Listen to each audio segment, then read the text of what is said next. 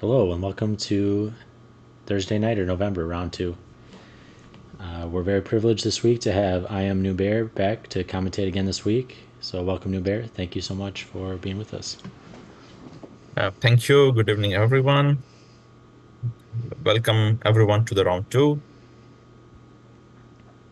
So we got 8 boards tonight. We got 4 boards in the Premier section, 4 boards in the Open section. So we're going to have a wide variety of games to go through from all rating levels, and we're excited to get into the games. They're already half done, but they've been going on since 6:30. It's 8:30 now, or 8:43, but none of the games are finished yet, so we will be catching up on all the games live, but we're going to start from the beginning on each game.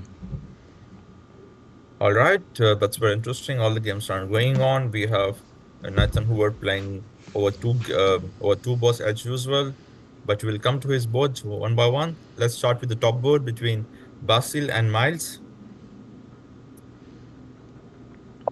So it was an F3 C5 and B3, some kind of Nakamura kind of opening, I would say. Yeah, this is Miles' home system. Nimzo Larson, he loves this b3 structure. Yes, Bishop B2, G6, and takes on f6. So this makes sense. When you play c5, uh, you weaken the d5 square. So after just take, you can play something like c4 and take control over d5. When the pawn is on c7, you can still play c6 and try to get some d5 control, or try to play with the c6, d6, and the f5 structure. Which here it makes sense that because you weaken the d5 square, the central square, it's possible to take on f6. And Interesting. immediately c4 played.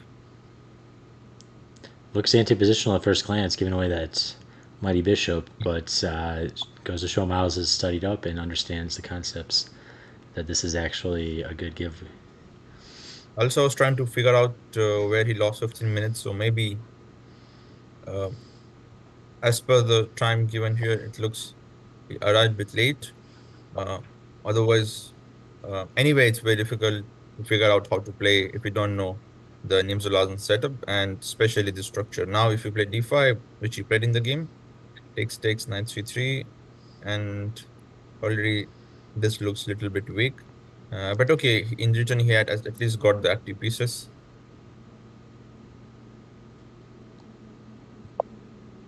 Bishop g7, rook c1, aiming to get knight e4, winning a pawn or something like that. Maybe I would have first won this because this check is really annoying. Now you need to decide if you're going to play, if you're going to trade bishops or put knight in between, because something like this is could lead simply into something like this. And okay, we castle first so that you don't fall into any kind of bishop a6. But even many times knight a4 like moves are possible, and you end up losing a pawn. You cannot really defend it. There's a rook c1 coming next. You may sacrifice it, but then you simply lose a pawn and also close this diagonal. And this is not really a good option here because takes bishop b7, simply there is a4. So maybe bishop b5 was an interesting option. If you play knight d7, then at least you block the development of bishop in a natural way. Knight e4 may be possible. Some threats here. And if castle, just knight d6 also is very good. If not, takes and takes, you can get the bishop in return. So maybe this could have been an interesting option for white, but white just played rook c1, aiming to get the pawn. But now this allows black to make castle, in my opinion. And if you play any kind of knight move, simply b6, bishop b7 gives a very good position to black, I believe. Yeah, I'm noticing there's like no pawns in the center. I feel like that maybe benefits white because they've got some knights that can jump, but what do you kind of think about this whole like no one's controlling the center with pawns type of position? What matters? Is it tactical or is it still positional? What's your perspective on that? I'm the person who likes bishop pair more, so I would go with black with these pawns controlling the central squares. So I can claim I have got center control. I can say that I have got the bishop pairs controlling the lights as well as dark squares. So this gives me enough control over these four squares. And also, my double pawns are not really double because I can just play a 5-4 at some point after rook e8, or even if I keep my pawns like this, it's really good because they're controlling the central squares, and my bishops are really good with this X formula. And I don't know what else I could expect as a black here, because I could simply put my knight like this, or knight like this, or even knight like this. So I have got all the flexibility, I have got all the options. So as a black, I'm really happy to play this. But if you ask me here, if this check comes in, then it's a bit annoying, something is disturbing my natural development process. This definitely allows me to castle, but in the game, knight c6 was played. I'm not saying this is a very bad, but this again allows bishop b5 and some problems. Yeah, to me, if my opponent, I actually kind of like black's position as well, but my opponent blitzes out, bishop takes f6, kind of still in prep. I'm like, what does he know that I don't? But at the same time, yeah, I'm kind of liking bishop pair, and I feel like my development is happening fairly naturally. You know, as black, I'm always happy if I can get my pieces out in castle without too many problems. Hmm. Very true. He goes bishop d7, makes sense, because if he doesn't go this, white can just capture, and as we discussed, there's a knight a4 and or knight e4 coming in next. So bishop d7 was played. Now the difference is after knight e4, b6, white can give a check, and there's no time to castle. So he played knight e4, and that's what happened in the game. This move decided everything. White, yes, knight d6, and the king is a bit stuck, but still maybe king e7, and he can still do the artificial castling. So here comes the big move, d4. Piece sacrifice, you cannot really take here. If you do so, there's a dc5 check. King goes back, you have got queen coming into d6, followed by bishop c6, so you lose material. And let's say if you go like this, still there is this move, and probably this, because queen b6, there's a queen d7. Normal capture, there's bishop c6. There's a rook c8 maybe possible, for which at least he can take here, but queen f5 is there, knight d2, this hangs, rook c7, looks fine for black, I guess. Nice. Maybe this was working. Yeah, Miles got to put people on notice. He's always looking for these flashy tactics. Not one. I was trying to go forward, so this is pretty cool. Maybe Um, there's something like this possible here, because this cannot be saved anymore. But again, my question is, what if he goes bishop king to b7 again? You can play something like this, but then simply a b6, preventing bishop a6 ideas. mhm. I don't see anything concrete for white here, at least. We can always play moves like castle, a b6, and say that you have a compensation. Could you think about queen But d5? Or yeah, like this, the castle, king b7, queen d5, and then d7 takes, queen d5, say rook c8, and simply rook d1. This also looks good, but and I was maybe I for was rook thinking I was thinking d7 knight some knight sacrifice. d4 instead of rook d1, but And yeah, simply knight d4 is also there. Queen c8,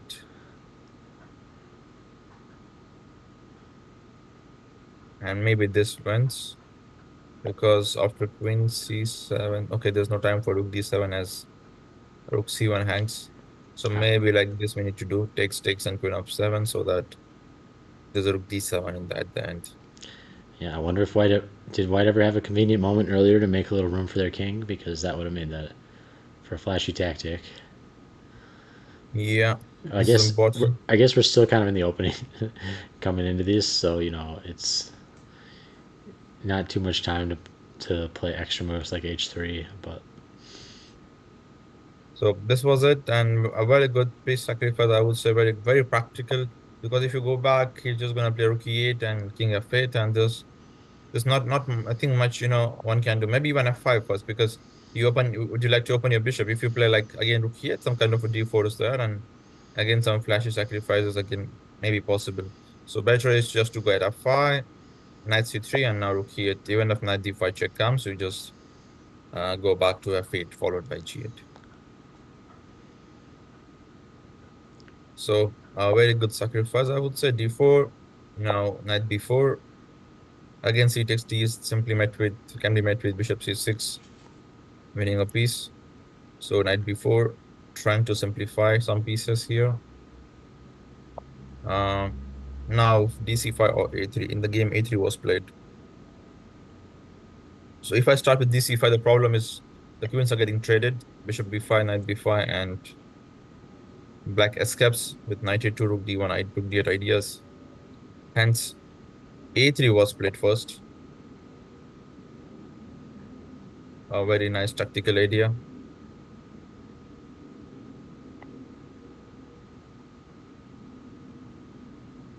And some tactical accuracies or inaccuracies by black. Only time will tell how strong is this. Because if you go back, then black will probably just save the material or even take here. So back up just a tiny bit. Where was Black's mistake that allowed all this active play? Because it felt like, White actually kind of wasted some time playing Bishop takes f6. So it's surprising that they got such an initiative so quickly.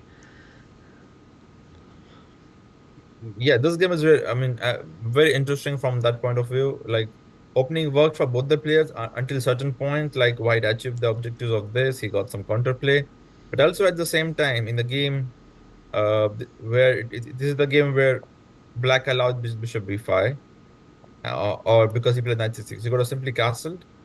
So if Black plays castle, it serves the purpose of the opening for Black. But if White plays Bishop b5, then it serves the purpose for White because then there's 94 here. And again, the similar problems which we just looked at. And now it's about the bishop because you cannot save it. It's really difficult if you play something like queen c7 or something. There's a rook c1 out already. For b6, there's a d4 and problems. Maybe, and if you play a6, maybe it's a bit too much, but So what was the move? What was the move he played instead of castle? Yeah, he played knight c6. Okay. he played knight a6. Okay. He tried to follow the principle of develop your knight before bishops and stuff. But always king safety comes first. So mm, yeah. But again, I mean, white also had option, right, to get just the bishop b5 directly instead of playing rook c1. So okay, small inaccuracies by both the players, but in the end, they managed to get something which could have happened, but in more entertaining way. And here also, this is interesting, knight b4, a3 ideas, because if you just capture, it's just not going to be so good for white. So he plays a3 and keeps the pawn, like uh, 27, ab4, bc5. He just keeps the pawn. Again, here he had option to play knight c3 or something, because this is also not a bad option. But for instance, you have to play knight a6, then you have got again queen d3, and maybe c takes d4 works here, as queen a6 has there's a dc3, and for knight d4 maybe some does. But this such positions always remain tricky. You have got this check, knight coming to d4. If you play queen e6, then there's one more check. For queen b7, you have one more check, king e6, and you just end up losing like this. This could be one of the funniest variation. Let's say like this, and now you lose like this. Just a sample line. I mean, such things could happen very easily, and you could lose so quickly. For that reason, black just opted for queen b5. Yeah, those knights jump in looks crazy tactics. Reminds me of those, bishop b5 pin. Oh, but you can't take because I'll fork you with knight c7. But I always hate to have those knights jumping in on you. So maybe black needs to be very careful putting this knight. Even knight c6 on d5, d6 ideas, and you don't get time to play rook e8 and get king f8. You will only get one of them. So black decided to play queen d7 and just active like the modern chess approach. Just give a pawn and okay, try to get some initiative. White keeps the pawn, goes knight d2, no queen d2 or something, so that he keeps the pawn. Takes. This is also very nice because if you just take, maybe he gets some initiative. He goes rook c8. You capture. Maybe white can castle, but let's say Black has got some play or counterplay with f5, f4. Still feels like that bishop's just staring at a pawn chain, but Yeah, maybe white is still better, but this pawn is weak and some work still needs to be done here. And this maybe g3 like this is possible, but then you weak on the diagonal. So yeah, so instead white plays rook c4, a very good move, attacking the queen. But wait a sec, this allows queen b7, I believe. Uh, so queen b7, and how do we defend this? If you play castle, then okay, black gets the pawn back. So maybe this was unnecessary. But he gets rook e4 check. I And this wonder, is the live position on I the wonder board. if he, Wow. I wonder if he could have even thought about playing rook takes c5 just because that king's so exposed. I guess yeah, he's thinking about this is a better way to do it. But So guys, here we have two options. Like one is rook c5, and you are hoping for something like a rook c7. But then the problem is he can simply go king d8, and you have got two rooks hanging. So probably for this yeah, reason, because you cannot give rook c7 check, and maybe white has to play rook f1 or queen f3, and then he can maybe take or just go rook c8 in case of rook f1. Black looks fine. For that reason, he went to c5. And that's the whole idea of rook c4. Now, for queen takes e2, he wanted rook e4. And if king goes to d5, it would be game over. So I believe there's only one move here. He can go king f8. And now rook f1 or something. And we need to see what's really happening in this. It's really complicated. yeah, it definitely feeling like that rook on h8 though is totally zoned out. So white's got some good chances.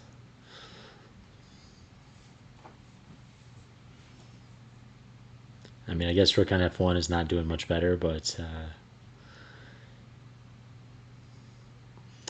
We'll all say right. rook rook d8. Also, there's one interesting option for black to include this f5.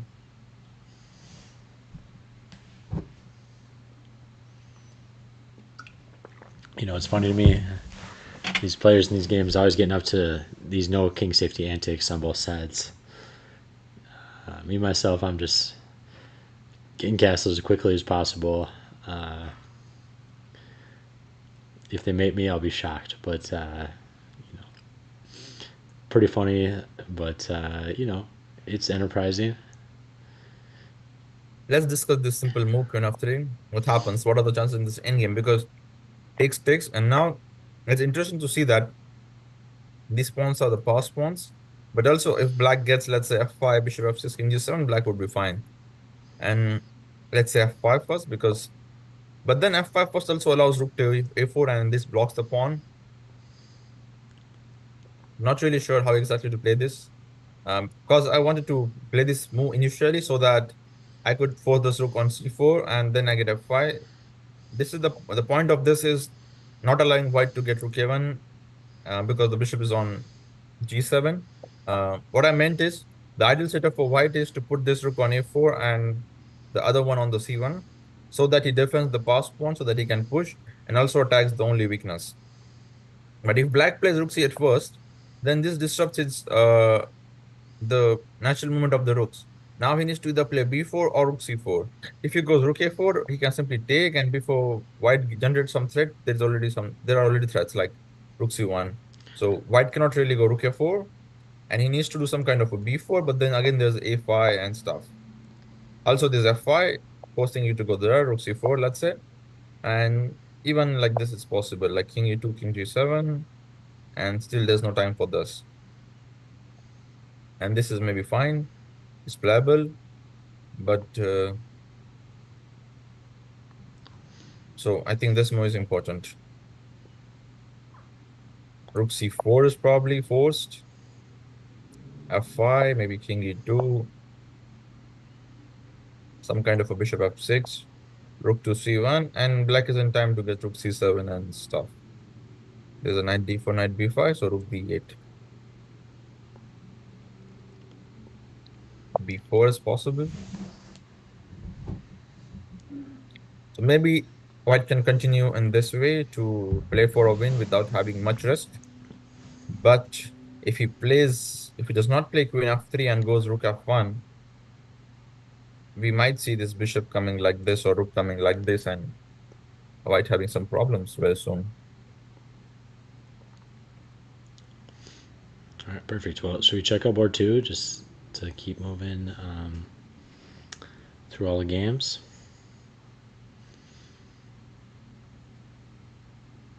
This is the live board and we'll come back to it later. Let's move to Ralph versus Daniel.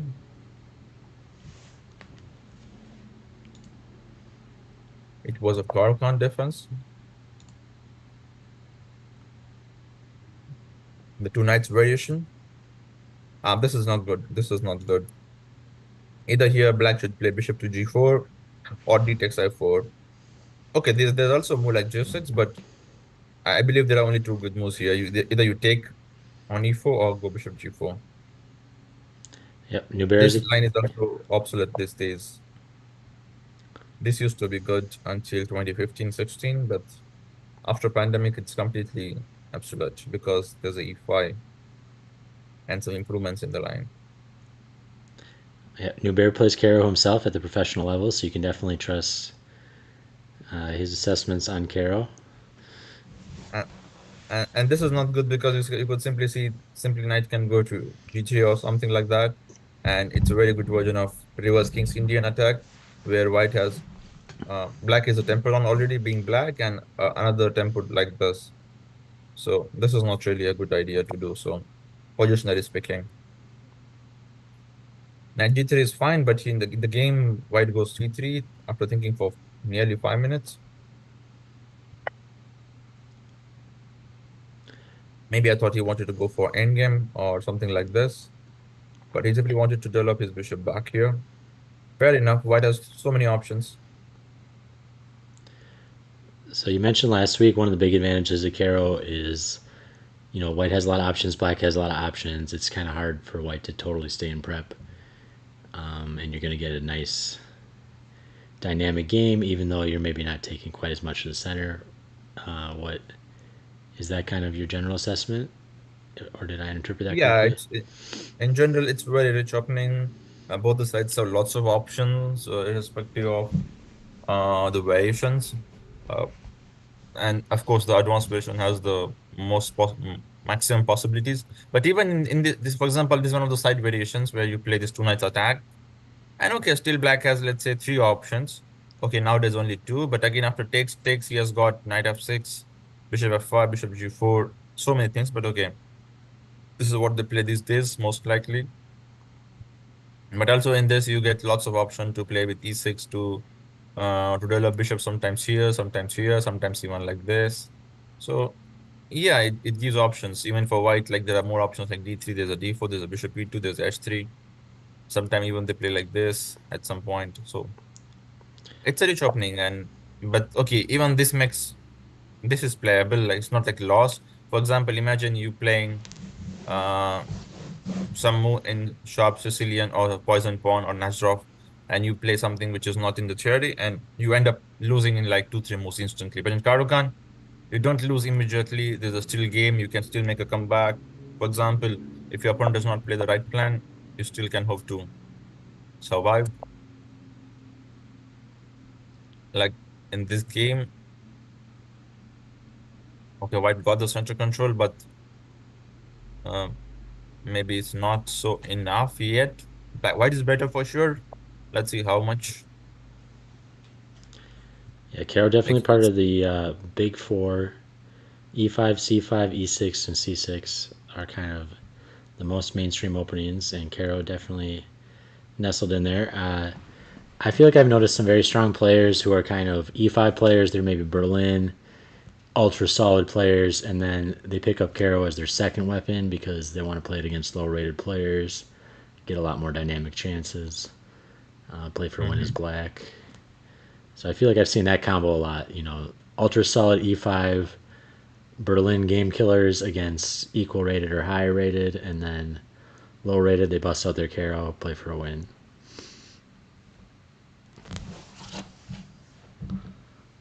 This certainly doesn't look good.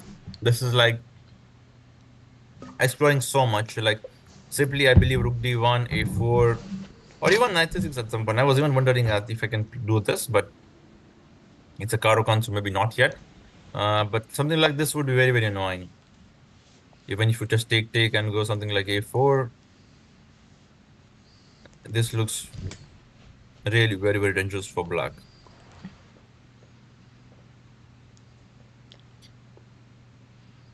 Because at least he needed some knight here or bishop here, like one more development piece. But when you play d5, d4, and d takes c3, like you waste three moves in the opening, and develop none from the king side, then I mean it speaks for itself that you should be getting minus position. In the game, what happened? Let's see, b5 was played. He played rook d1, bishop d7. And okay, maybe just simply a4 was better option here, but he went knight f3 with the idea of knight e5. Oh, come on, f6 is too much. But maybe it was forced because queen c7 is again rook c1 and some more threats. And if you think there's a queen b7, okay, white has again got a4 and knight e5, which is really annoying. Yeah, Ralph hasn't watched enough Ben Feingold. Never play f6. But this, I mean, look at the amount of weakness now. Uh, Well, at least okay, well at least he doesn't have queen h5 check. I mean that's what I'm always worried even about. this diagonal is open. Yeah, the queen's far away though. b3. It's hard. It's not going to be able to maneuver its way over there that easy. It looks so ugly when I would, just do this. But okay, the simplest plan is to make double. Let's see what he did. He played e5. And again, black should try to just exchange pieces here because if you don't exchange pieces, he will be in trouble. But instead, he went f5, completely ruining the future of this bishop, I would say. Knight g5. How come? How can you allow knight e6? At least play, I don't know how to play this, but he needs to try queen e7 because if he doesn't do that, Yeah, he's losing he on the must not have spot. seen that threat. Come on, there's time pressure here a bit. 33 minutes though. Okay. You cannot allow 96, I mean, on this earth. There's just no way. Yeah, he's You encouraging allow everything. encouraging him to play the tactic with h6. Honestly speaking, even if I play this, it will be game over, just like this. Just take, bring the rook, take, I don't know, take everything. Whatever you like, just take. It has to be game over. Just queen e6, knight d5, knight b5. Everything should be winning here. Yeah. But even the simple simplification is like this. Simply you go queen e6. These people are hanging. There's 97 though. To be fair, when he played h6, he really didn't have a move. It's already top three lines plus four or higher. So It will be game over in 2-3 moves for sure. But in the game, it was not played like this. He went for knight f8, king f8, rook d7, just winning a piece. Makes sense. And I'm surprised that this game did not finish it. Like even if he plays like this, it was over. yeah, For queen this e6, there was rook d6, so just make double.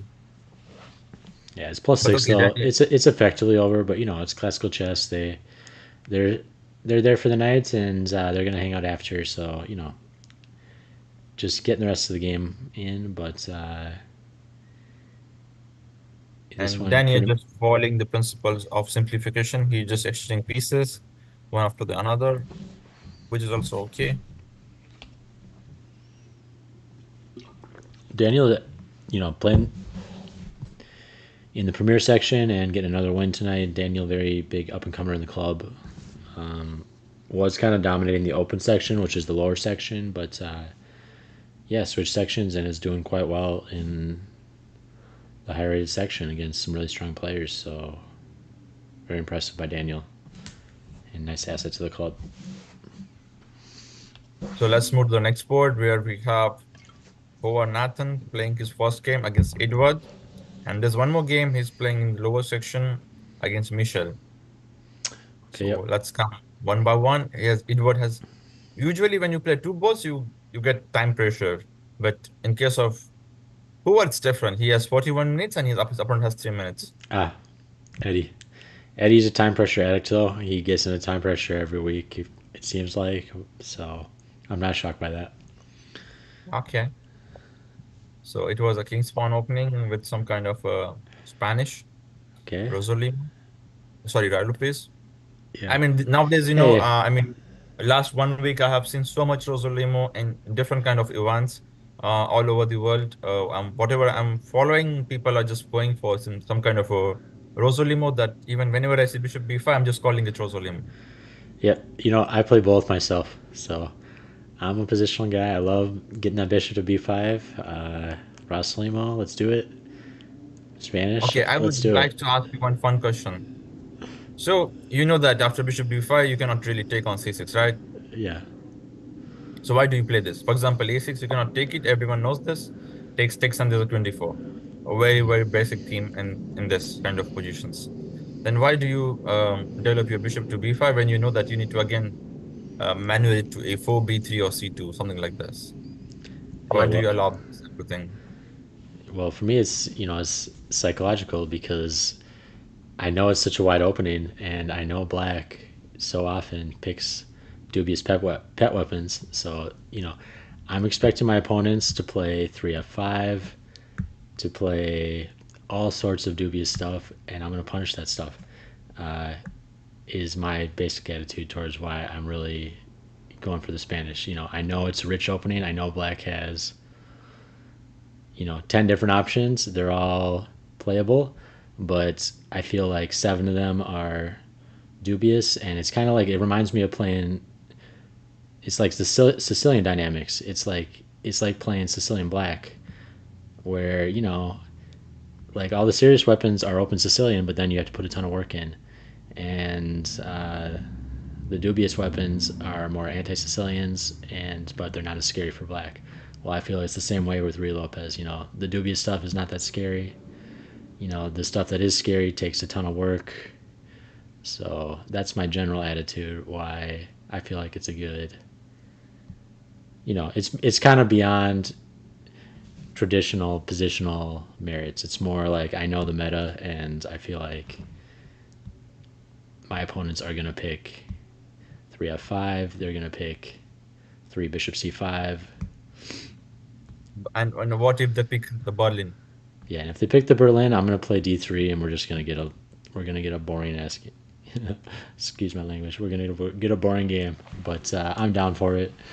So you know, that's later I'm gonna figure something out against that. We'll play a little bit more ambitiously, but that's step two. Got to first punish all the dubious sidelines. Rui's a lifetime project if you're gonna take it up. Yeah, it was just a fun question. Like the point is, even in such a system like this, for example, Bishop C5 again, you cannot do the same thing because of again 24 ideas. So you have to end up playing C3, and again, manage this bishop somehow back to C2 or B3 in many lines to get the D4 break. Because even after castle, you are not playing D4 as takes. This again check, and you lose the E4 pawn. So maybe it's also a good idea to put bishop here, but okay, it's just a joke. These are different systems, and no doubt, Spanish is one of the richest king pawn opening. And the point of bishop b5 is all about provoking black to make some weaknesses and go here, because usually the bishop is better here on this diagonal. So this is all a very cooked theory, I would say. Well, you just saw the risk of asking me a open-ended opening question, so big opening nerd, but I actually am on a tactics kick lately. I've only been studying tactics the past few months, trying to break away from my opening obsession. You just revealed your secret. Yeah, exactly. Yep, gonna get you guys the tactics now. I'm gonna get all the combinations when I come back. All right, let's go back to the game. In the game, there was a d6, c3, and with the idea of t4. And we all know that they prevent this bishop g4. Knight f5 comes, bishop c2, bishop b7, d4, c5. We would see everything. I mean, queen c7 first, of course. We don't drop a pawn. This looks classic right now. Both sides are kind of getting their operations done. So what's going to Very, very happen? classic. And surprising thing is, it is just taking so much time. Like, it took 22 minutes to play this. And this is like one of the main lines. Was h3 necessary? H3 is necessary because if you don't play h3, then the bishop comes to g4, and there's some pressure on d4. For instance, you play d4 here. You can simply play bishop g4. And if you play d5, then you just finish off your bishop. And you can still get something like c6. But now bishop has no chance to get some future. I thought though when the pawn was still on d2, maybe there's a chance to play like h3, and if they play bishop h4, you can just play d3 and eventually try to make that bishop inactive. Yeah, so with h3, you at least keep some pressure with the d4 on the e5 pawn. So when the knight goes to e5, the e5 becomes weaker. And this is what happens. And that's why they don't play bishop b7, because if they do so, then there's a d4 and there's no time to play queen c7 defending the pawn. So that's why the theory goes like c5 first, and so that the d4 could be met with queen to c7. And okay, knight d2, then the takes and try to keep like this. The idea is to simply go rook c8 at some point. And now And white is just preparing for bishop f1, knight e3, if in case of a rook c8. is a4 instead of d4 a move, or how does a4 fit into this whole? A4 is possible a couple of times, but then simply he has got b4, and also black can ignore it because he's not really threatening much. But right now, the pressure is on the bishop. If knight e3, maybe ED was not happy with knight c4 coming, so he went bishop d3. Yeah. Plus, he's already kind of played knight f1, so like if you play And a4 b4, he's not going to be able to use knight c4 type of square. Plus, he's not going to anyways in this position with black's dominance on the c file. But I was just checking out the Leech's Masters database, and I've just found that, this is like a very, very old and rich opening. I already can see there are more than 3 grandmasters played this opening with white and black in 80s, 90s, and the early 2000s. wow, So very classical stuff by both the players. well, it makes sense. Nathan is national master who played in those time periods. So not all of them, but a couple. He was national But master back then. no flashy, no irregular openings today. A very, very classical approach here to get some time advantage. I was wondering if h3 can it black really take, but okay, this is also fine. Because knight before you have got rook c1, and after queen moves, you simply can go back to b1. Yeah, For Nathan. that reason, sorry, go ahead. Yeah, no, go ahead and finish your thought there, because I was going to just make a point on Nathan's playstyle. And d5 was played here. Now, I'm not sure about how correct is this, because this opens up the complete center. What I could see is white has the opportunity to capture anywhere. And apart from that, whatever piece comes to e5 or d5 would be always hanging, because there are moves like bishop at 7 check. There are discoveries like bishop going somewhere, attacking the queen, let's say. So I'm not really sure with rook on c8 and a8 if black should play d5. Maybe he could have still continued with queen b7 or knight b4 ideas here. Or just try to simplify at least. But d5, pretty sure that it should be losing for white. Losing for black, I meant. You Yeah, don't directly take on e5 because you have got d takes e4, so you start with e d5.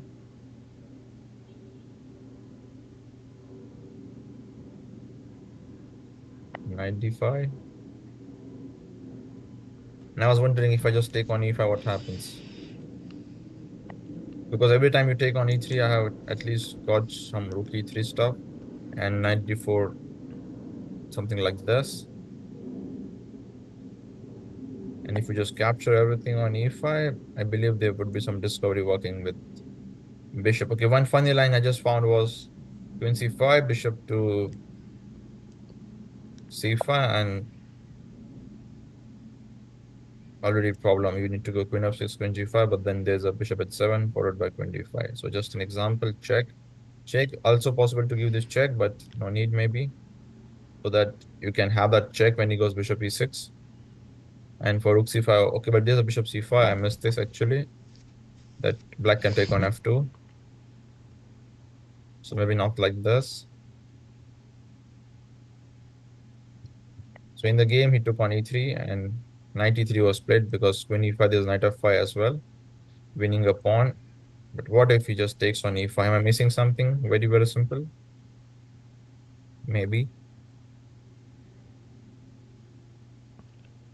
Yeah, maybe like this. Yeah. So bishop c5, queen f6 simply takes, and oh, sorry, mouse slip, knight e7. And now you don't play bishop e4 because there's a rook s7, but you can simply go bishop h7, takes, and white wins a pawn. That's a difficult way to win a pawn, but you know, it works. If it works, it works. Yeah, I mean, so sometimes the calculations are tedious, but when you use the method of elimination, for example, this position, when you see that when you take on e5, black simply takes on e4, so you start focusing on working out e takes d5. Now you see, okay, there are not much options. Maybe e4 is there, but usually knight d5 because white is attacking a piece. So knight d5, and now, okay, how many options do you have in this? Like takes and takes. So you just have to go by the method of elimination. Like you try d5, knight e5, and then you just figure out that, okay, knight e3, rook e3, you have got some bishop at 7 ideas. So you try to play knight e5. He takes queen e, and okay, usually queen e5. Now, okay, I don't think there are many options. There's just two options, bishop d4 and bishop c5. So I think bishop d4, he can simply go to d6 or g5. So again, you go by method of elimination, trying to attack this. He has got two options, I believe. Again, you see this is not working because of bishop c5 coming in the end. So you capture on e7, capture, and try to play the same line. So if you calculate by the method of elimination, sometimes it's easy. Yeah, if we back up to where he played d5, I mean, for me, how much time did he spend on that? For me, I would just, I think he played in 5 minutes yeah, pretty I mean, and I fast. know he does calculate a good amount, but it's, to me, it's just too much. I'm only going to be playing a move like that personally if I feel like I'm ahead in development or if, yeah, I feel like there's nothing in the position that justifies lashing out immediately. But I guess there's what else to do besides. So if we come back to d5, what other options did he have? If he wants to just make Maybe a just takes on d4 and try to continue very, very normally. Maybe just capture, trying to hang around like this. But what went wrong is, the placement of the rook. So when you try to, like, this is fine, but again, he went back, again, trying to come like this. And then he could have just gone like this and stick with this position approach, maybe something like this. But then instead, he went for some other ideas of d5. And as I said in the very beginning of the d5 variation, you can play d5 if your rooks are on e8, d8. If with looks like this, it's never gonna work because always either of the d7 or e7 would be hanging. Like we saw so many variations, and always either queen d7 was coming or some kind of e7 was hanging. So that's why you need rooks behind the pawns when you make central breaks, or even if you play the end games, rooks are always good behind the pawns. Yeah, to my point earlier on why do I like Rosslimo and Rui Lopez, I feel like this position is a good example. I mean, he got CD4 in and he gets two central pawns, and all of a sudden the position can kind of, you know, This is what happened it, in the game, and let's just quickly move to the live position sure. because it is down to 20 seconds. Okay, And yeah. Yeah, we until are. Wait, uh, go ahead. yeah, until this point, the timing was like 40 minutes to 50 minutes. So it was going like very even, I mean, very normal. But after this point, it just started taking so much time. Like every move, he's taking 5 minutes, and he got time pressure. Look, for example, he Oh, had 20 30 minutes, minutes. and and you can play like this Muruksi one would even in like Yeah. 5 seconds or 10 seconds. It's like very normal move, but he took 20 minutes for such a normal move, and this costed a lot probably. And now he didn't have, again, like he took 6 minutes for this. I mean, if, for example, if you take 20 minutes on the previous move with 30 minutes remaining, you have to play next 4 5 moves fast because it is assumed that you have calculated or seen some things while playing, while taking so much time. But he just took so much time playing knight f4, and also losing a pawn. Maybe I don't know what he wanted exactly in the game, but for to me it looks uh, okay. Okay, this is the point. So he wanted queen c2, queen c5, and if king h8, maybe this wins. So he went like this. Okay, like this. So he's simplifying the position. If the queens get traded off, maybe he'll be all right. But he has got very little time, and Avoids a quick trade. this is a good move with maybe 20 30 minutes. But with 2 minutes on the clock, I'll just go for the end game. Yeah, I'd say both players pretty evenly matched in the end game. Pretty pretty strong, but it's not like either player has memorized Dvoretsky. He thought for 1.5 minutes and played queen h3 with 10 seconds remaining. Queen d4, queen f3, keeping eye on the rook so that you don't lose the e5 pawn. But what if he just moves the rook? This is also hanging. You cannot really play rook d1. Maybe you can, and something like this, and you have to pray so it works out. But such things works out when black is having 2 minutes or like something like this. But in this position, it's white who's having less time. But I could still see some tactic with queen b7 here, using them, making use of the pin, and for queen f6, maybe just take on a6 or something like that, because this would lose instantly. This is also hanging, so problems for white with less time, for sure. He went b3, good enough. And yeah, some problem for Hoover now, because for bishop e6, there's 96, and the pieces are entering inside. First, of course, queen f7. Yeah, it's also something to note that Eddie's not Eddie gets in this position all the time, and he'll often actually, if you blunder, he'll still beat you, even playing off increment. This happened to me. Got in a position just like this where I was probably better, and I had over 20 minutes on the clock. He had playing off increment, and he beat me. So definitely don't count Eddie out, even though he definitely has mismanaged his time per usual. Yeah, huge amount of time on Rook C1 was pretty crazy. Definitely. And now Hoover trying to cook up something with 30 minutes on the clock. He knows that there's only one move which will keep him in the game, but that allows the exchange of queens because he cannot leave the f7 pawn hanging, so he must take with the queen. And that could lead to some equal endgame or drawish rook endgame if white is not having time. White is up a pawn, but it's not easy to convert that if it this low on with this little time. So he's trying to cook up something, but I hardly there's maybe g5 or something, but that would be very, very. Look, he went for bishop b3. Now this allows knight g6, fg6. Let's say queen takes b3, rook takes e5, some kind of a queen f7. I would say it is very, very risky for white, but with 20 seconds, can he? Okay, he just plays rook e4. This allows queen take b2 or queen to d2.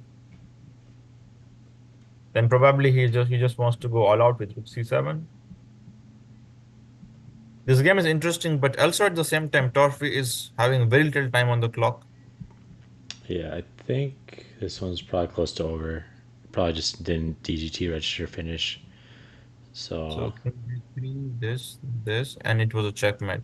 So we yep. could already see that, when very much maybe equalish or opposite color bishop endgame, which could have ended in draw, but with very little time on the clock, Torfi managed to lose this h5 pawn and lose the game eventually.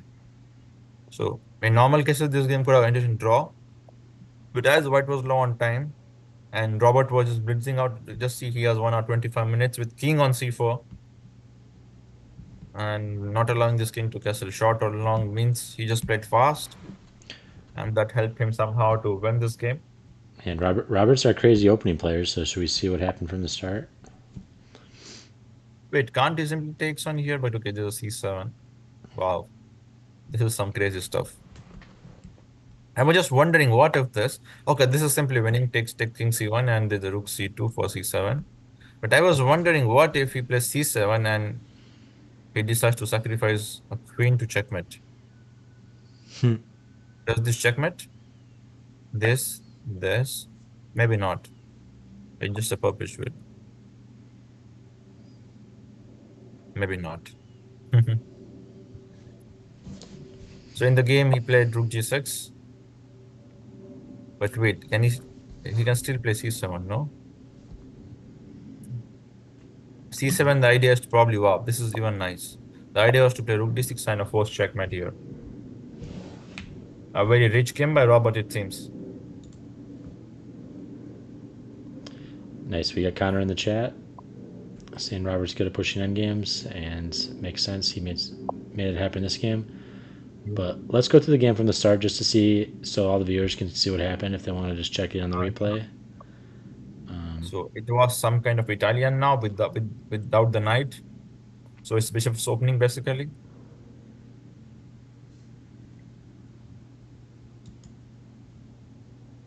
So okay, some little bit irregular stuff, but both players know what they are doing. Both players building out 131 versus 130.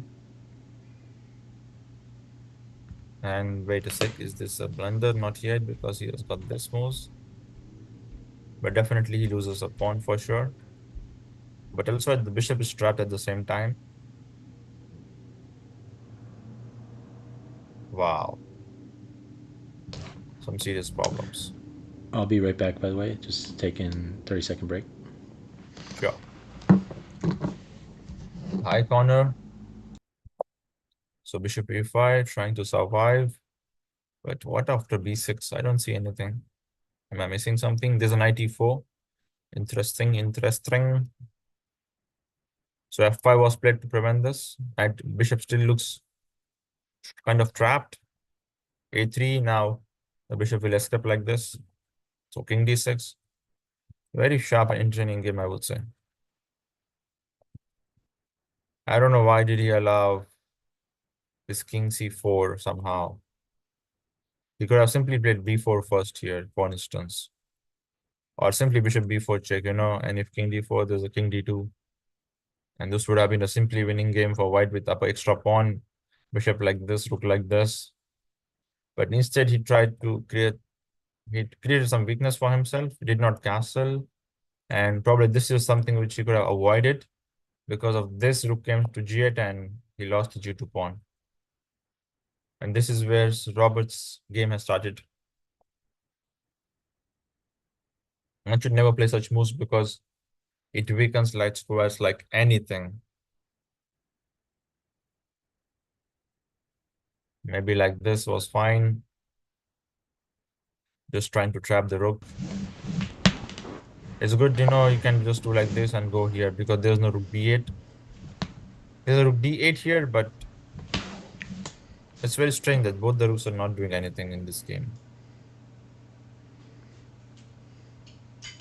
Yeah, that rook looks a bit offsides at this point. And for king f1, bishop f3. Now, okay, rook g1 and at least white can force trade. But again, let's say takes, and this is not so good for white.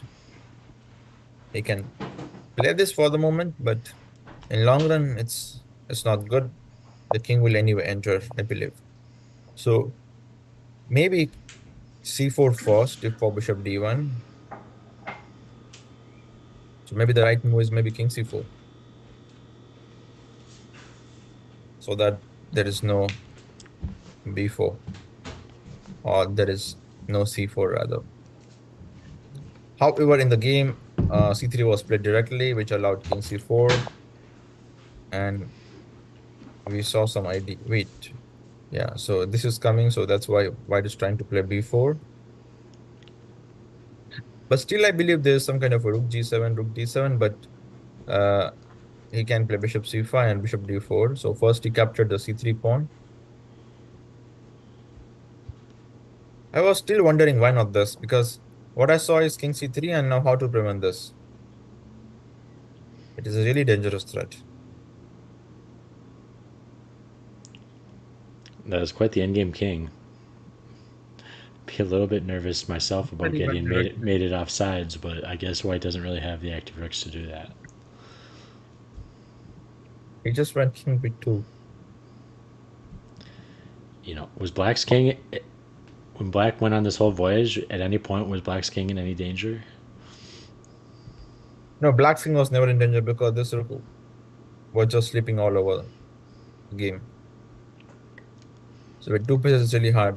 I was wondering why not just rook g7, because what happens after this is after now rook g7 he can play c6, and if you play rook g6 you don't give a threat. So for that reason I wanted to play directly rook g7 and get rook to d7. The only possible moves are these two. After which he can simply go king c3, and now this is unstoppable.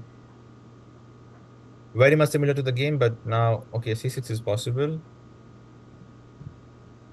and maybe for this reason he didn't went directly because black has some counter, white has some counter play. But he just needs one move to win this. Even something like this is possible. For instance, you try to push the pawn, you cannot capture it seems, but you can. Because after check, check, if you capture, it's a checkmate. Oh, But the tricky part is there's no need to push this pawn because now he cannot capture c6 because now white can actually capture. But what to play as white, that's the question. You can give this check and there's nothing after this. Again, c7, there's a rook d1 or rook d7. So really tough position for white. And all, I was looking at a stupid idea, bishop d2 check, just to. Uh, yeah, I just wanted to, sorry, okay. I just wanted to point out that how bad it was to take this. If we had not done this or simply castle, he could have won this game easily with extra pawn. But just because of being greedy, he everything came in like. And yes, so now you are saying bishop d2 is possible. Where exactly? Well, I was thinking maybe maybe the idea of just bishop t2, rook takes d2, and rook c1 with king takes rook. But Got it. So yeah, in such kind of positions, yeah. So or bishop d. one move earlier, I was thinking, even though it's an acquiescence error probably, but bishop d2 check right there. But then actually the problem is Yeah, he you can can just block with the rook. Yep. Okay, so pretty yeah. much totally miscalculating there, but that was my brief idea. Yeah, but you try to find something, but the problem is the position is very, very bad because white is playing this game rook down. I would say like this simply because this is never gonna come, and this is only preventing this check. That's the only job of the rook. So otherwise, white is playing a rook down, and that's why he lost this game. It's not over yet, but Yeah, okay, it got over eventually. move And 42 and never castled yet. It's not ideal, but he did you know, manage to get the rook activated from this, but then the a pawn queen. He cannot play h6 because there's a rook h5 and checkmate.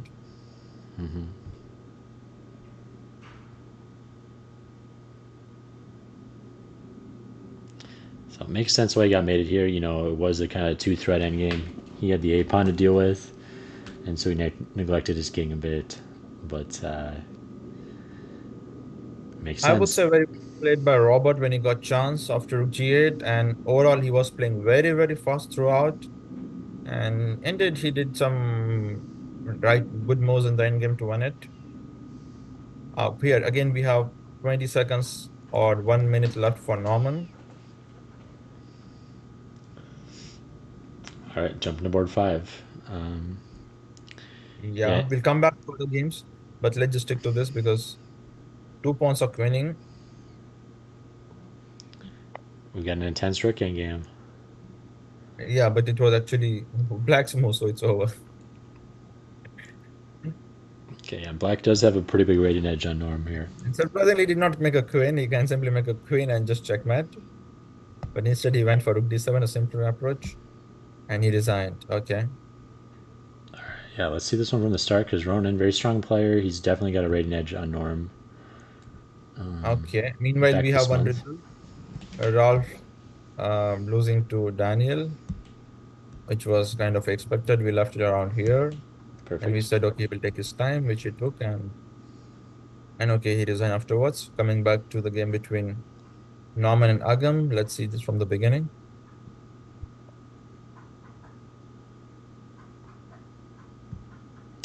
The E3 poison setup. Yep. Norm big Stonewall player. Yep. I wasn't surprised to see that at all. Okay, he wanted to play Stonewall, Yep. but he didn't. He forgot to play C3 or what? He's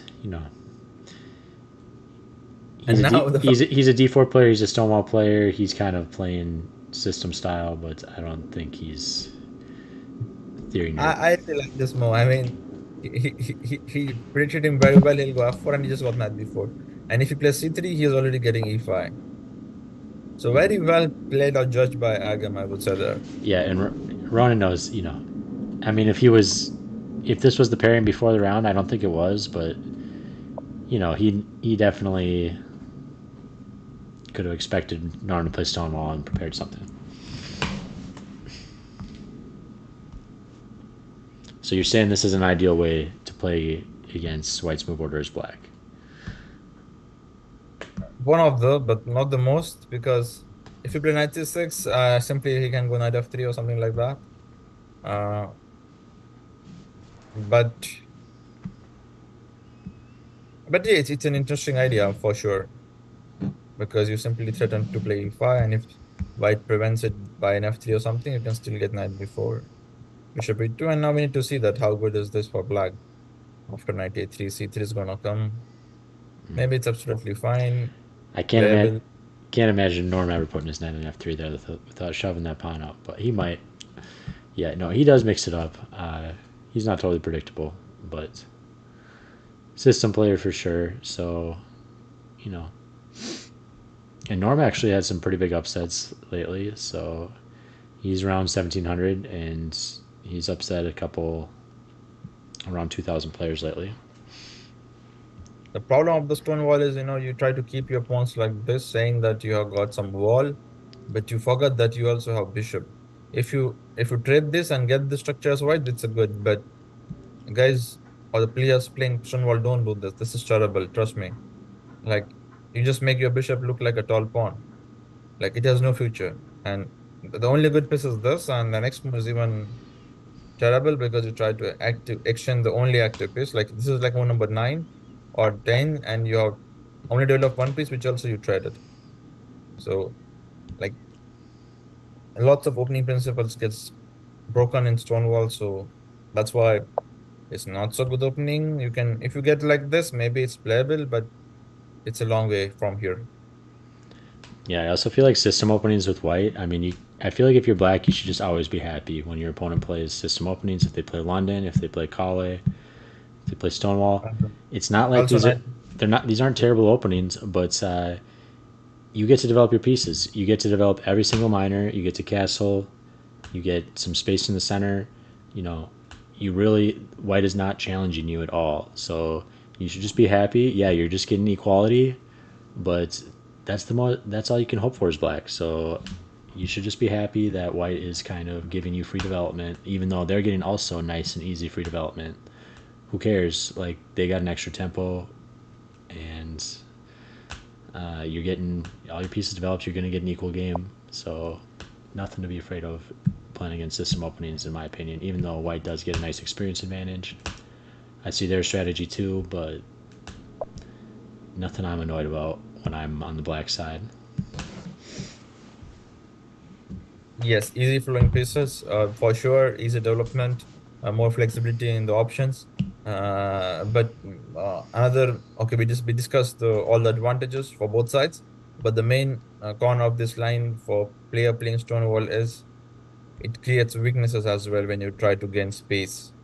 That also weakens the king. For instance, here he could have maybe just gone queen b6, trying to put some pressure here with the hanging queen, but instead he blocks it. So this is not so great idea. Now this allows white to make a comeback in the game. So he could have just maybe gone queen b6 or maybe takes at some point, but closing only helps white. Yeah, bad bishop plus weakening the second rank and the diagonal in one move. Maybe f5 was necessary, which was not played. Just takes, and rook f3. Now this is not gonna work, guys. Don't do this with people. This piece is sleeping. You need to bring all the pieces to make any attack successful. So just follow the steps, try to activate pieces, and then you try to do some attacks. If you go with the half army, it's very unlikely you're gonna checkmate. Simply now knight is coming here. And this is just a threat, like no one cares about it, just knight e4 next. Even if would have played this, there was no problem. But instead he went g6, preventing or closing the diagonal permanently. Yeah, that's why I didn't want to play g6, because it allows some counterplay. If you just play knight e4, it's nothing. You can even play f5 if you like, or simply 27 next.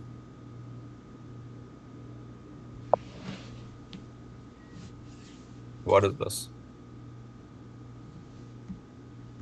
Just a sacrifice, which does not work at all.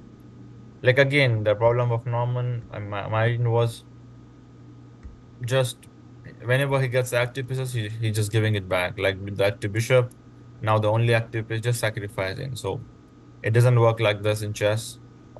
We need to bring pieces, and then you need to calculate and then work out something, some checkmating ideas. If you just play like Tal without Tal used to, he had a great sense of initiative, so it makes sense. But if you just do this, it's not good.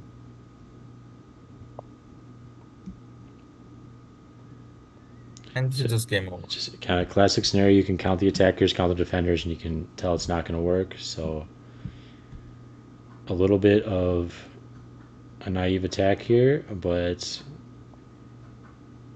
happens to the best of us. And nice of Ronan to show how, you can't just stack material like that.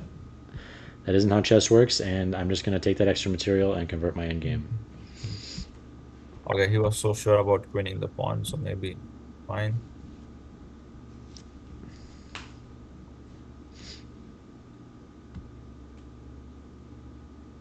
Okay, makes sense. But a good game from Ronan, I would say. He did every possible thing he could have done. A good game by Black, I would say, instead of saying poor moves from white side. Yeah, nice game by Ronan. And he's a strong player. Happy to see him back this month.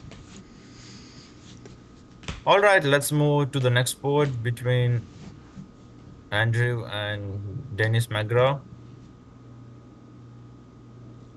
Yep, we're in the open section now. So we have some slightly lower players, but still very strong and up and coming. I'm still trying to figure out why You know, Black is playing we got we got dominant. we got Andrew on the black side of the pieces this time, so he's not going to be able to play as Polish, but he's a little bit It more was. he's a little bit more mainstream on the black side. He's a Najdorf player, I know that. So let's see what he plays against d4. Okay. It was a Slav defense with Reti, of course, structure. Yep. So you can see Polish is kind of, that's unique to his white pieces. He's ultra solid on the black side.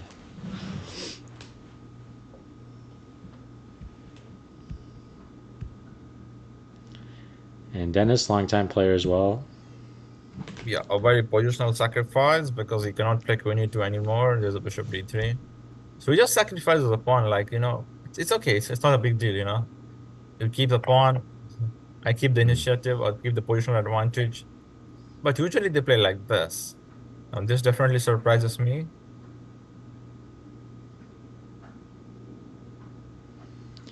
Yeah, nice to Okay, he see. loves this. Oh, okay, fork. Nice to see Dennis playing this month, though. I'm pretty sure I played against Dennis when I was like 10 years old or something, but he's been playing forever. Yeah, this is simply good for Black, and no doubt Black is having winning position right now. Uh,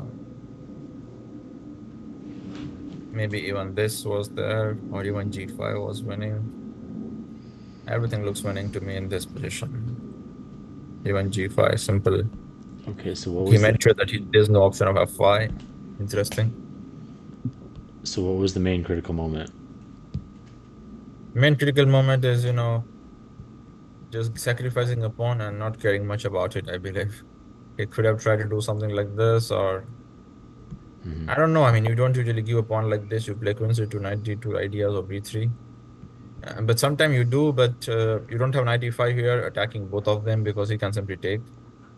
So he played knight d2, and but after this, usual setup is you should try to get this like h3. You go back, g4 here and e4. But the problem is now d4 hangs. So it was totally got things got misplayed. At least he could have started with h3 here. So maybe that could have helped in some way. Not sure how much, but maybe in some way. For example, he goes knight b6, you can at least play g4 and knight e5 or bishop e3 like this. But playing knight d2 and e3 gives the d3 spot for the bishop, so you can never try to win a pawn. Always a4, a5. So this is already looking bad for white. So at least needed to try to take that central space with e4 if you're going to gambit the pawn.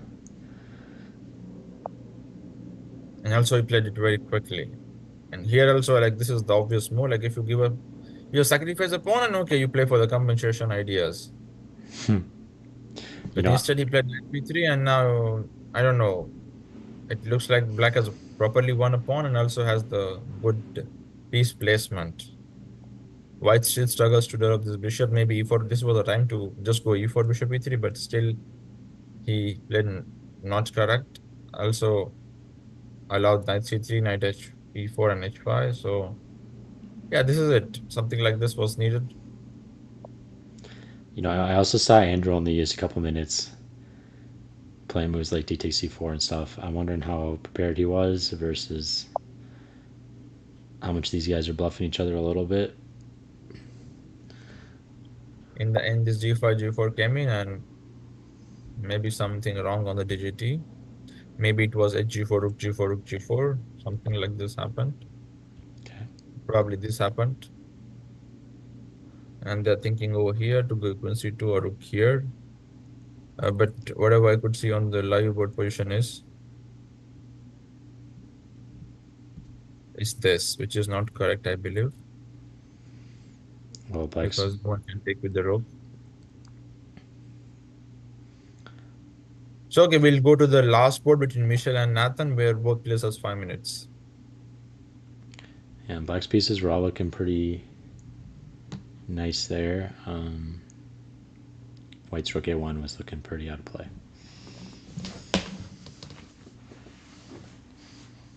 If I'm not wrong, black is exchange up. And Wow, this would be a huge upset because this is Nathan, national master, playing down in the open section against.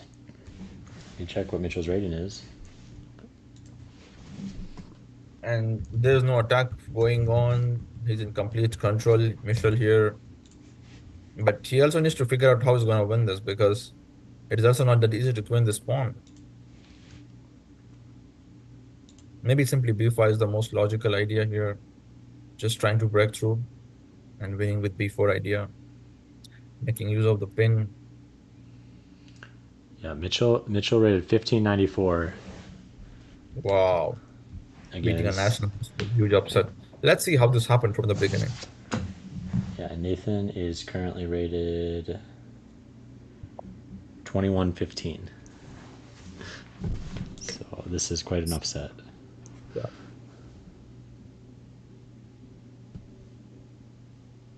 Okay, the h4, h5 was okay, but playing e4 is too much. I believe it's just too random. It's like roasting 1500. Yep, so Nathan maybe playing with a little bit of contempt at the start, but actually, he just plays with gambits. He plays aggressive in general, and I wouldn't say he's playing against his rating too much. I think Nathan might do this type of stuff against Yeah, but a lot h4, of h5 players. when the pawn is on G6. Without Yeah, that, yeah. It's just it like, makes no sense. is it But like, is it 2019? Is this what was the engine back then that loved H4 H5? this I can still understand. You're trying to do something against the king. You try to open up the rook, but what is A4? Like, I mean, you're already controlling the B5 square. What do you want to achieve with this? This is hard to understand. If he says this is the idea, okay, still makes some sense. But I did not see rook A3 coming anytime.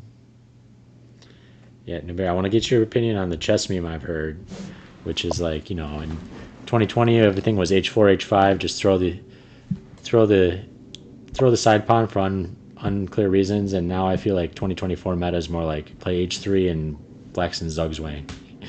Much more positional. What do you think is like the current meta? Obviously, it's opening to opening, but And now it is surprising that, I mean, white came back to E3, first of all, because usually there's no problem allowing this capture for white. He goes back, and now surprisingly, black also played G6, like opening up the file and yeah, creating trouble. now he's justifying that move. You know, now And it's still, make he needs to display this rook or somehow bring this rook, and he'll be all right. Yeah, go ahead. yeah, he's making the H4 H5 plan look totally useful now, playing G6. Yeah, it looks like black player is higher rated. Is playing very interestingly. But what is this kind of a move? It's terrible. I should never do this. Like, you improve the bishop to the maximum possible, and then you are just giving it out. Yeah, you can do Like, that at this is, any moment. So unless you're winning some yeah. material, You can simply play rook b8, b6, or b5 ideas, trying to open up, create some weaknesses over there. And then, okay, if you think like you can capture, then you can capture because then b2 hangs. But if you do it here, it's too much because the knights are not doing much. You can just play f3, let's say, at some point to take. Or maybe he just wanted some dynamics.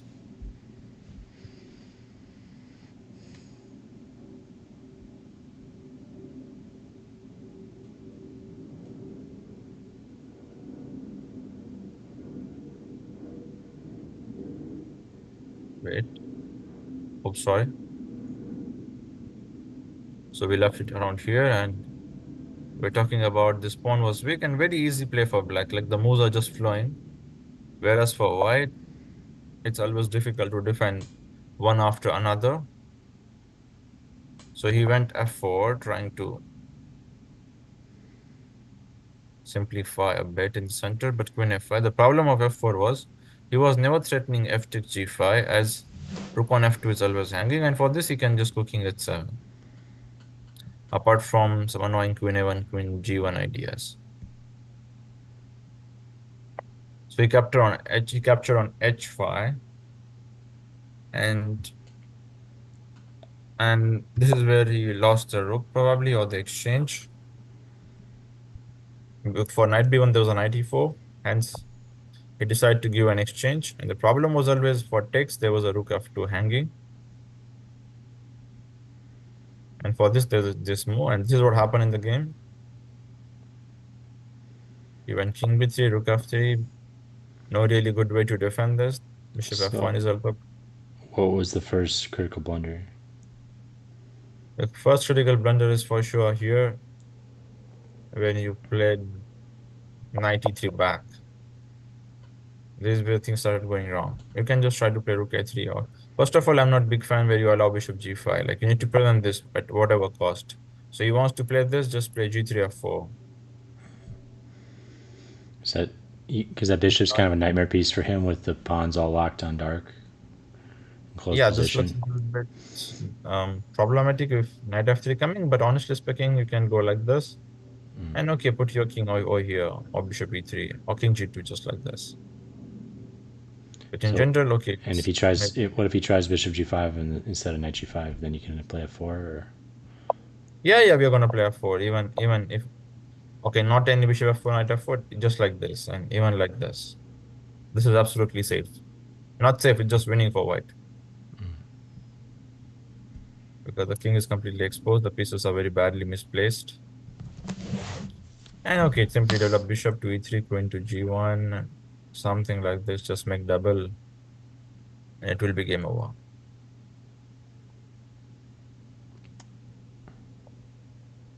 And maybe she could try to bring the rook somehow. Because there's no other point of e4. You can just simply play a3, b4 ideas, the traditional ones. So misplaying it was the main reason of losing it. Again, bringing pieces back. This was again a bad move, but okay, it happened. And let's move to the live position because Nathan is down to 2 minutes.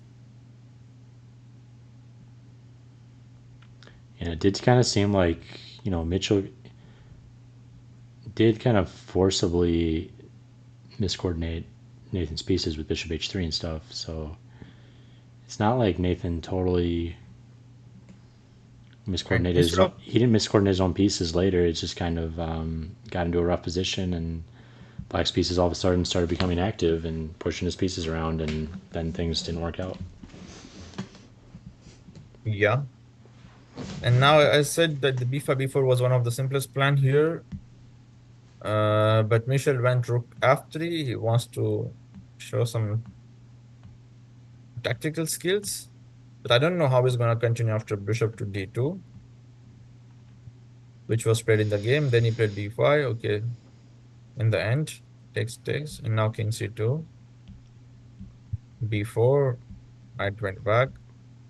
Simply c4 is winning, right? What else? He went b3, a committal move. The good thing is he stopped any nc3 again by playing queen g1. So this definitely hurts. Now everything is in lockdown. Is it a real zugzwang? Because if you move the bishop, there's a rook d1 and some kind of a this, or bishop g4, and you're going to lose everything here. And that's why Nathan is thinking he's down to 2 minutes. This is completely lost. There are so many moves which are winning here. Yeah, let's see what the eval is. -6. So impressive game by Mitchell, and I'm sure one he's Yeah, going to very, remember. very nice game. Probably the game of the I'm day. I'm not sure if Mitchell is upset a national master yet, but I can't imagine too many. So clearly, though, he's an up and coming player. Upsetting Nathan here, and not someone I'm looking forward to facing too soon. If until he gains some rating points, if he's going to be playing like this. Mhm.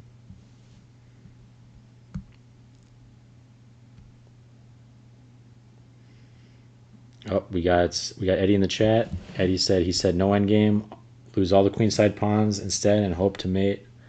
Didn't work. So let's take a look at Eddie's game. Looks like it finished up and Nathan won, but we do have Eddie in And the the right, chat listening live. So yeah. And I was just saying that to finish this game, Black just needs to play bishop here, sacrificing a rook, and that would lead to a checkmate. This would be a quick or the right finish to this game. If he doesn't play this, we will see in game or longer conversion going back to the 80s game, which got finished. So we left it around here after b3, rook e4. Okay, so we talked about rook e4, queen b2 ideas, queen d2 or queen d2. So Nathan has finished one game, so now we can completely focus on the other one. But unfortunately, is losing over there. Anyways, talking about this, bishop c4, yeah, knight so g6. Nathan Actually, beat. he could have.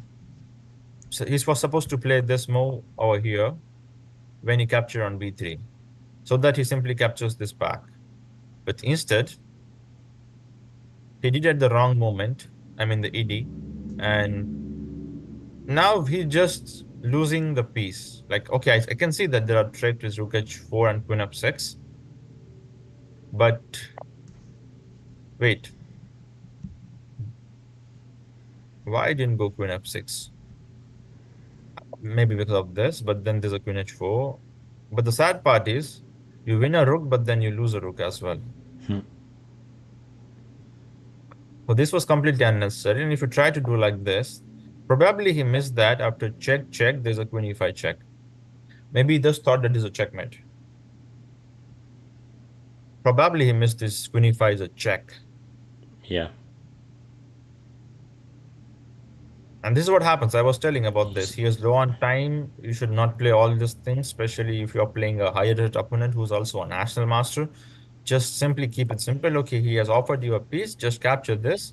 Whatever he captures, okay, fg6 is even terrible. Rook c7 comes in, so he must capture like this. And now maybe you can try rook e4, rook g4. And this would lead well, to a check. But again, if you don't want to go into all this, just capture this. And you will anyway win this because the king is completely exposed. Instead, he went very brave. Okay, fine.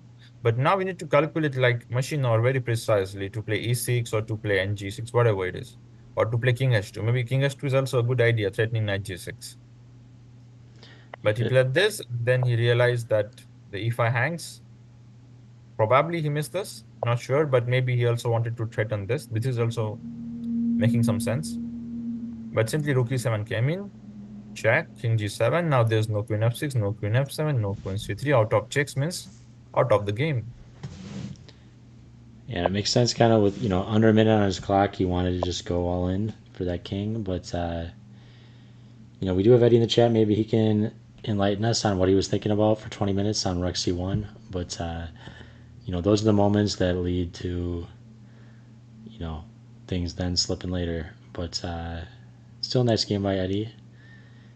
And yeah, Nathan looks like on his way to 1-1, but his game on the lower board is still not over, and it's never over till it's over, especially when you're playing National Master against a lower rated. But looks like a lot of the boards are closing out here. So that's a fine win for Howard, who's managed to swindle this one. But here it looks difficult. We saw Bishop G4 indeed. Very good game by Michelle. Rook G2. Wait a second. What is this move? Okay, it's possible to play this tactical move, but simple was probably queen here and rook F1. But maybe again there was a rook H2, so he decided to do it directly. Rook to G3. The point is after take, he just wants to take the queen and simplify. Yep, And Nathan down to 20 seconds. and it's working. So can't criticize a working tactic. Good job, Mitchell. Found a win. Now, rook e1 or something like this needs to be played. I think only moves this. Otherwise, if he trades, it will be over anyways. Yep, rook one on the Even if he board. trades this, the fun part is, just trick this, for instance, and you play king d1, you lose after even this pawn in game. Like, even if you take like this, it's lost. And simply, it's just king coming in. And it's game over. And even for this move, you can do the same thing. You just capture next. You don't need to even, okay, you can push and win it, but okay, the another funny part is it's a Zugzwang.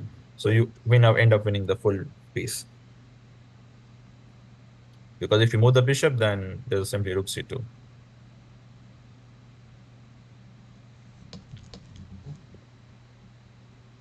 So he did not do this.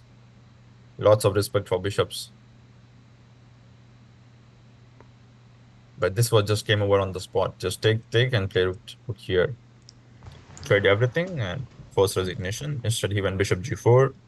Maybe he wants this, but now he can at least play knight e3 and something like knight c4. Hope he can at least have hopes. Yeah, Mitchell also getting into time pressure, and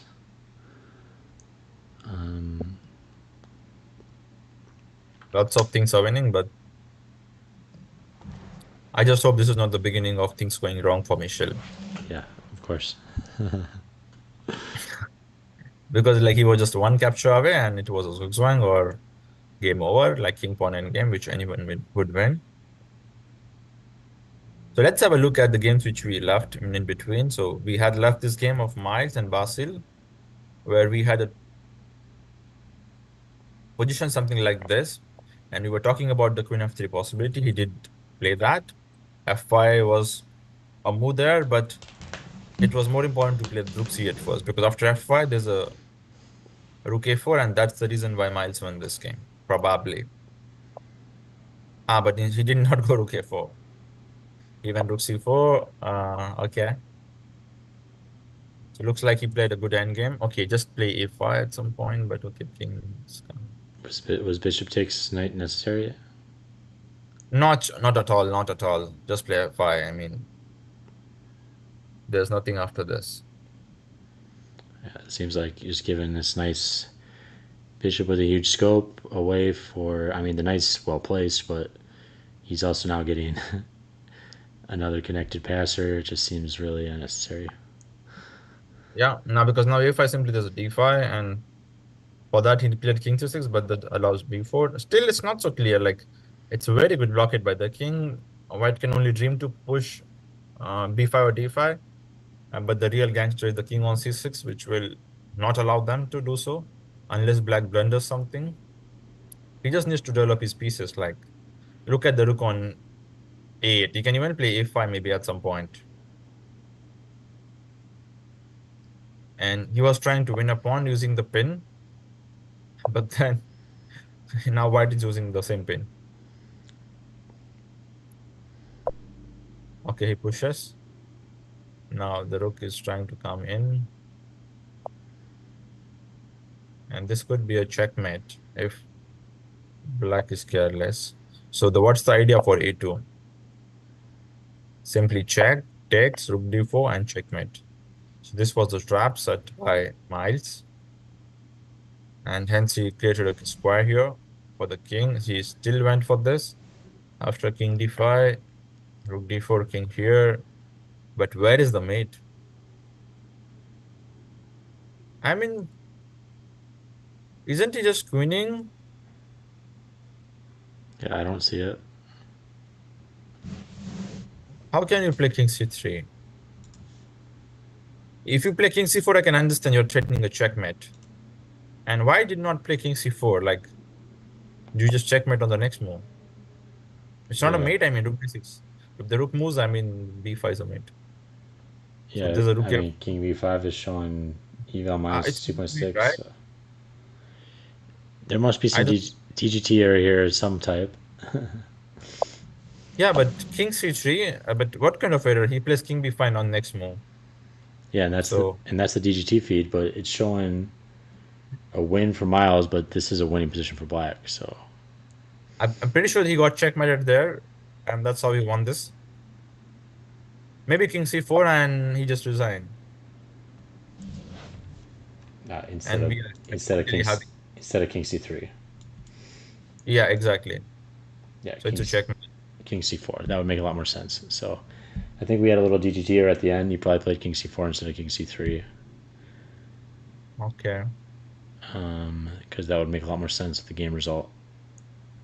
But I think Basil also played a good game. It was all about unnecessary take over here, which costed him a game.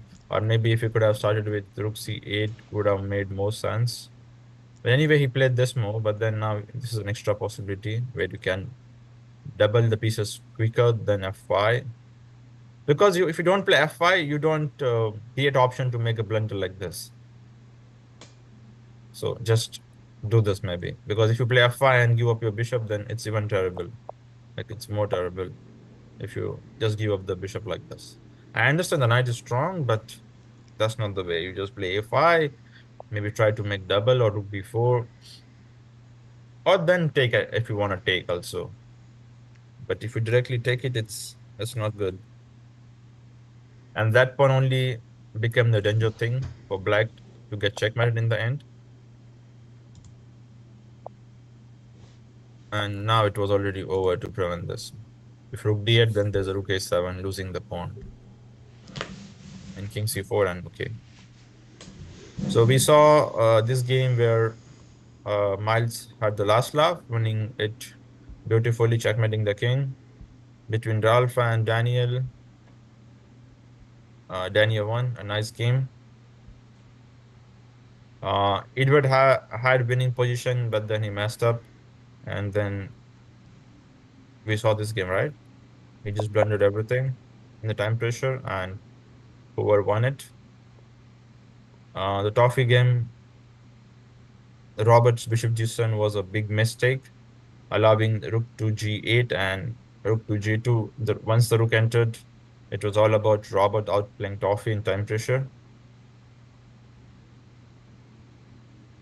And I think we lost speed to this game, or we did not discuss this. So we're talking about this game. Just a second. We covered this one. This was nicely played by Ronan. And look, already, as I said, things have started to go wrong. Oh, Knight c4 you and switched. Got it. You switched to Mitchell. Yeah, things definitely go wrong. You still got a winning position, but not quite as clear cut as before. And this is what happens when you're playing a high rated player. So he's still going to make it difficult for you, especially if you don't yeah. play all the most accurate moves. I really like this move. Like he had this rook on f2, the rook is on the seventh rank. He played bishop c3 and he puts his rook back. Like he can simply play h4, h3, h2. But he's like, no, rook must go behind the pass pawn. And he's like, I just want to push it, but he can block it here over here. So we'll come back to this. Let's have a look at the trophy game. Sorry, this one, because we left it around knight g4, g6, knight h6, f5, knight e4. We saw knight f7. Yeah, this was terrible mistake. Just giving up pieces. And yeah, and the black player won easily. Myrin Norman. The Magra game is not getting uploaded on the DGT, right? Because here probably we had something which is, yeah, some DGT problem here. So let's stick to the live board position where we are having a very nice positional play by Michelle, who wants to queen a pawn. So the only move is probably rook h2. Yep, final game here. Final moments. Yeah, let's do it. I'm just going to do a quick plug for our sponsor since we're getting to the end of the stream here. Chessgoals.com. Simple chess courses for non-grandmasters. Learn complete repertoires in under 100 lines. So this is a company owned by a local national master, Matt Jensen. And these are opening courses with PGNs, videos, and access to a private Discord where Matt will answer your questions. And so very kind of concise club repertoires, stuff that you're actually going to see based on the Lee Chess database and what's most commonly played. So go ahead and check out the courses at chessgoals.com. Support local national master Matt. And if you decide to do so, please use coupon code CASTLE to save 30% on any purchases. All Once right. again, thanks to the sponsors. I would just wanted to note the one point here. Like, of course, I mean, there are a million ways in which black is winning, but okay, he played the simplest, rook h5. But also bishop f3 was a very nice one to do it. And if he plays rook h2, okay, of course, you can capture the bishop, the knight, but also rook g2 wins. But the funnier one I wanted to tell here is he played h3, and even if he does not play h3, and even if he plays this move, it's winning. Like, we just give up a bishop for free, and this pawn cannot be stopped. Like, you capture an h3, h2, h1. Like, this was one of the nicest, or the flex win, I would say, he had.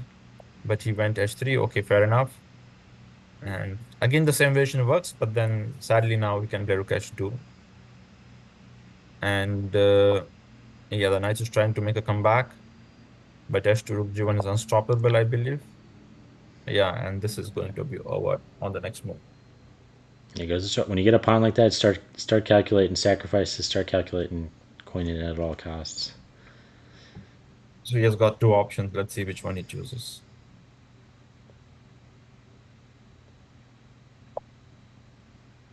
He went for rook g1.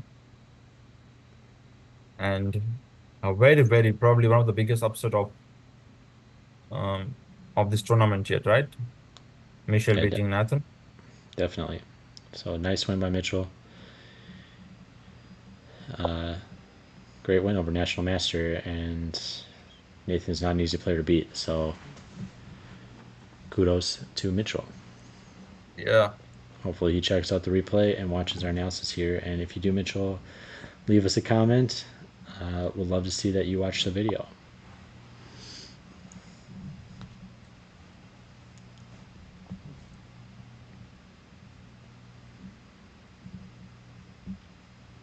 Do you have any update what happened on this board between Magra and Hendriff? It's actually not registered, so they haven't corrected it on site. Okay. But it looks All right. like it was totally winning for Dennis. I'm sure. Probably If resulted. we not sure because uh if let's say if this was something happen, okay, he's up a pawn, but not really up a pawn, but so many threats on his king. Got it.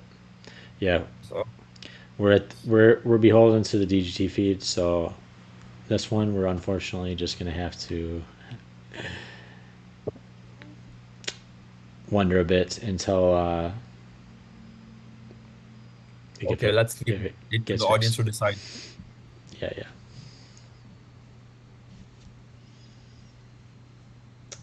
And now some king walk. Nathan wants. All right. Yeah, yep. He's up. He's up two full rooks here. I think Mitchell's gonna go ahead and successfully convert this one. And he doesn't want the knight. Like this knight is hanging so many moves. He's like, He's like, save your knight if you can.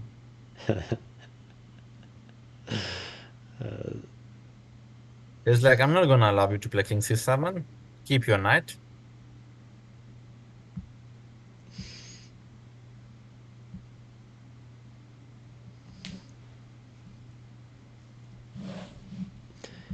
So what do you think? He will play rook a2 or b3? man, if it was me upsetting a national master, I'd be just making sure I'm not stalemating. I'd be taking that knight. Mm-hmm.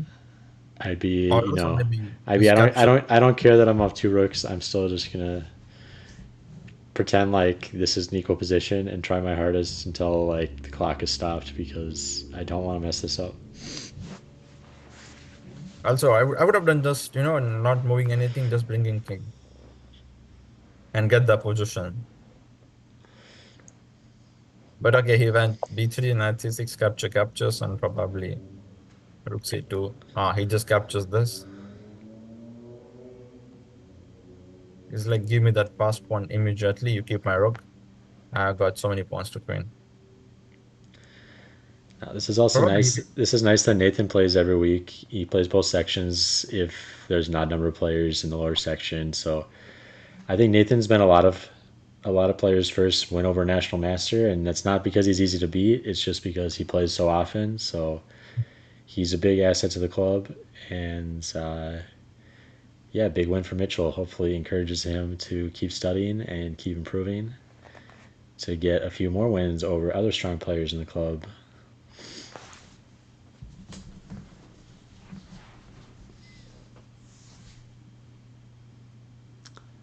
But yeah, this one looks totally over, so I don't think we need to totally follow this to its checkmate conclusion here, but looks like it's going to be happening in a couple moves here.